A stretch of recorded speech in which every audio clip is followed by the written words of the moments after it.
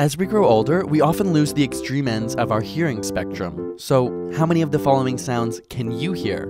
How old are your ears? Okay, if you can hear 8,000 Hz, you're both alive and not hearing impaired. But let's keep raising the frequency.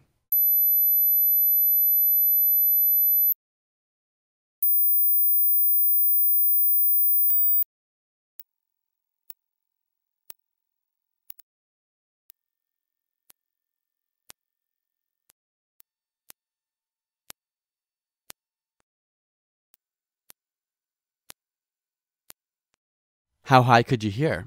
If you could hear all of those frequencies, you're probably under 20 years old, but that won't last forever.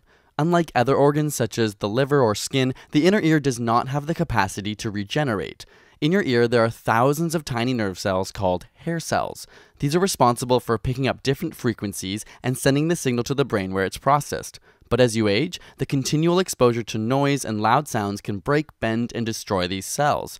So why do the high frequencies go first? It turns out that the hairs tuned to high pitches are the first to encounter sound waves. As a result, they experience more stress and tend to degenerate earlier, which is why the older you are, the harder it is to hear high pitches. Got a burning question you want answered? Ask it in the comments or on Facebook and Twitter, and subscribe for more weekly science videos.